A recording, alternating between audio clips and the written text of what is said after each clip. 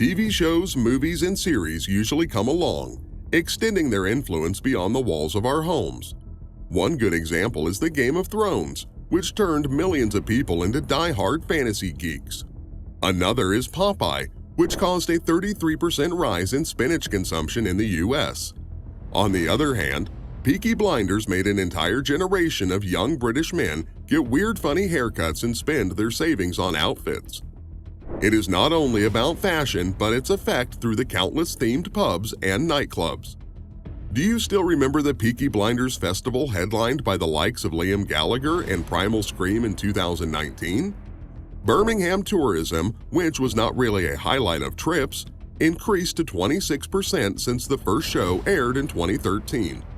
Popularity of the children's names such as Tommy, Arthur, and Ada was also noticeable across the country. Peaky Blinders won multiple awards and brought in millions of viewers from all over the world. But behind this acclaim and attention, there is something to look back on. Something that most fans will never even know. Stay tuned with me as we go deeper into the root of the unknown side of the Peaky Blinders. The Peaky Blinders were a real Birmingham gang that many of the characters who appeared in the series were real people who terrorized the streets of Britain in the late 19th and early 20th centuries. The original Peaky Blinders was a criminal mastermind who formed one of the biggest gangs in all of British history. In 1833, an act of Parliament regulated work of children under 13 in British factories. Even though making it illegal for children to work in factories was clearly a good thing, it had some unexpected consequences. The children provided an important source of income to Britain's poorest families. Two things happened when an entire generation of those children were essentially made redundant overnight. The situation made millions of youths with more time on their hands and hundreds of thousands of families on the brink of poverty even poorer. In general, the average life expectancy among the working class was under 45. In the cities, many people lived in little more than slums, and perhaps it's inevitable that crimes among young people increased in the 19th century. And with that increase in crime came something Britain had never really seen before: gang culture.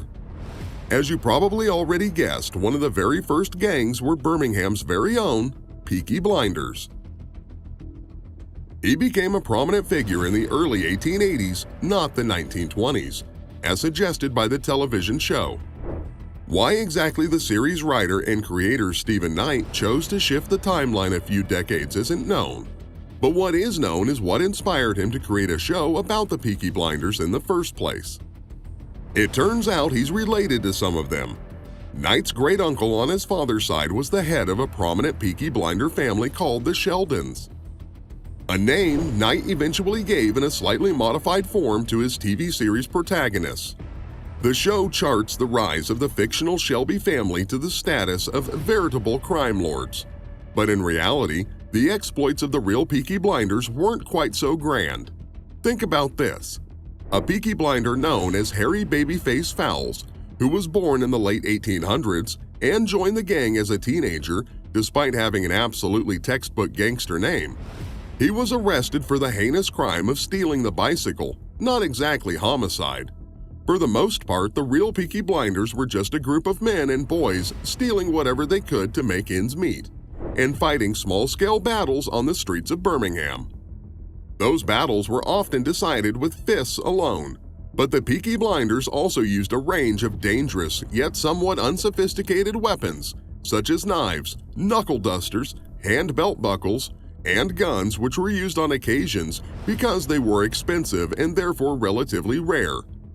In case you have not watched the show, the story goes that gang members had razor blades in the peaks of their caps, which they then used to slash at the foreheads of their enemies, causing blood to run down their eyes and blind them, hence Peaky Blinders.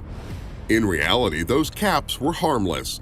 Disposable razors had not been invented when the Peaky Blinders first appeared on the scene. There are several competing theories as to where the name really came from. Carl Chin, a historian in Birmingham, a great-grandson of original Peaky Blinders, Edward Derrick, believes that a portion of the name did indeed come from the caps worn by the gang. but the blinder was simply a piece of Birmingham slang language which means well-dressed. Peaky Blinders style has been an extremely important part of the identities. Gang members would spend extravagant sums on tailoring, fancy overcoats, and silk scarves, something that really stands out among many. The distinctive hairstyle, shaved sides, and a mop of hair on top is also based on a real trend among the Peaky Blinders. The term Peaky Blinders eventually became the collective name for dozens of different street gangs in Birmingham. It continued to grow during the latter part of the 19th century. The bigger they become, the more of a problem they become. Regular muggings, burglaries, and turf wars between rival gangs, which is a means to expand their territories. They were the police's most run-after gang in 1897, when a constable by the name of George SNIPE was murdered during a battle with a group of gang members. It was considered a key incident in the evolution of Birmingham's gangs, the crossing of the invisible lines, and that the Peaky Blinders had to be stopped. Something happened when the Northern Irish police chief Charles Rafter stepped in. He was a certified hard bastard rafter and was tasked to clean up the streets of Birmingham, and that included dealing with the Peaky Blinders once and for all. He hired hundreds of new police officers, all of whom were at least 5'10" and handy with their fists. And just a quick trivia, if a hard-nosed Northern Irish police officer is sent in at Birmingham, that means bells are ringing for gang members to stay alert. The series Inspector Campbell was based on Rafter's method. He used his growing army of giant brawlers in police uniforms to overpower the local gangs, and within 10 years the Peaky Blinders had all but ceased to exist. Quite a long time of cleaning up, yeah? But our story isn't over yet. Not all of the Peaky Blinders were quite so ready to give up their knuckle dusters.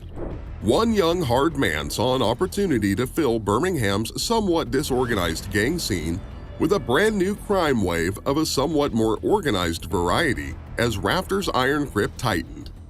His name was Billy Kimber. Fans of the show will know him as the leader of the Birmingham Boys and Tommy Shelby's first major rival. The real William Kimber was indeed the head of the Birmingham Boys. You might be surprised to learn that he actually started out life as a Peaky Blinder from the mean streets of Birmingham. In the show, he's portrayed as a Londoner. There were plenty of similarities between the real Billy Kimber and the fictional one. Much like Tommy Shelby and his Peaky Blinders, the Birmingham Boys became one of Britain's first true organized crime empires under Kimber's leadership. Billy Kimber quickly pushed the boundaries of his empire far beyond Birmingham, which eventually took over racecourses across most of central and northern England. By the early 1920s, Kimber was probably the most powerful gangster in Britain, though there was one area of the country his influence didn't yet reach: London. Kimber, too, was insatiably ambitious, so he decided to make his move on the capital in 1921. In an attempt to seize control of the lucrative racecourses in and around Birmingham, the Birmingham Boys used intimidation tactics to take on the London bookmakers. It was going pretty well, too, until one of Kimber's men picked the wrong bookmaker, ALFIE Solomon. Again, that name's going to be familiar to fans of the show, though the real ALFIE Solomon was not quite the major crime lord. He was portrayed on TV by Tom Hardy. Kimber's goons beat poor old ALFIE Solomon, leaving him with lacerations across his face and several missing teeth.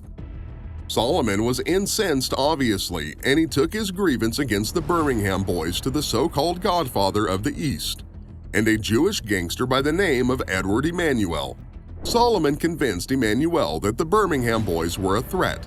In the television show, Emanuel used his prodigious influence to set Billy Kimber against Charles Darby Sabini, an Italian mob boss and London's racecourse kingpin. As a result of Sabini's victory, the gang war made national headlines in Britain and regained control of the London racecourse. Despite rumors that Kimber had worked for none other than Al Capone in America, details of his activities there are sparse. Kimber was allowed to conceal his tracks in the Midlands and the North. What we do know is that he lived out his later years in England, where he left behind his criminal past to become a legitimate bookmaker. At 63, he died a wealthy man, which at the time was pretty good. In many ways, the TV show is a romanticized, grandiose reimagining of what the Blinders might have been. an alternate history that melds the lives of some of Britain's most infamous forgotten criminals with the fictional story of Tommy Shelby and his family.